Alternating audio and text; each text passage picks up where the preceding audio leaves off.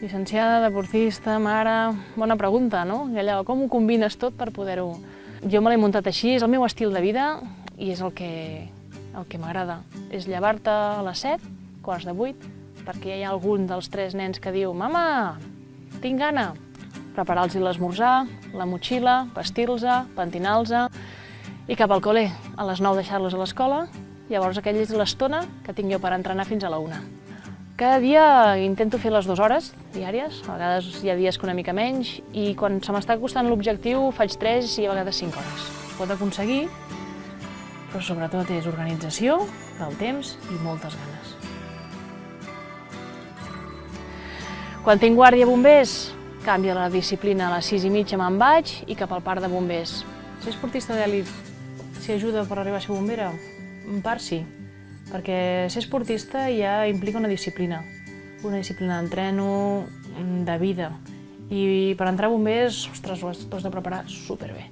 Vaig acabar la carrera i vaig dir als meus pares, vull ser bombera. Com? Però si ets bioquímica. És igual, però vull ser bombera. Em va agradar tant.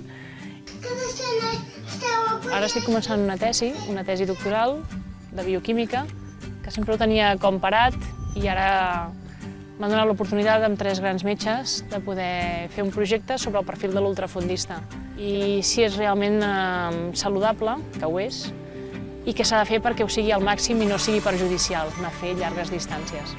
Per fer ultramaratons es necessita realment molta força mental, perquè la física, quan ja portes 10 hores, ja t'està dient para, però tu dius o no, insisteixes i vols continuar. I la part mental que m'ha donat fer raids d'aventura i tota la trajectòria que tinc de fa molts anys, penso que m'ha enfortit moltíssim i m'ha fet una persona, en aquest sentit, molt resistent mentalment per aguantar, doncs, en aquest cas, 24 hores sense parar. La família, el treball, és una lluita diària. En canvi, una cursa la fas i ja està. Vale. Hi ha moments molt bons, els nens estan bé, tu estàs bé amb el David, tens èxits esportius o fins i tot laborals, però també hi ha moments molt durs, tant en competició com a la feina, com a casa, que a casa dic «Què faig amb el nen?» Una editorial em va venir i em diu «Per què no plasmes la teva vida en lletres?» I dic «Sí, però és que encara estic a la meitat de la meva vida». Diu «És igual, explica'ns les teves experiències que segur que són enriquidores». I sí, m'he posat a escriure un llibre i és una mica la meva trajectòria i com jo puc servir potser d'exemple a altres mares, noies, esportistes o senzillament gent que es pensa que les coses no es poden fer i definitivament es fan.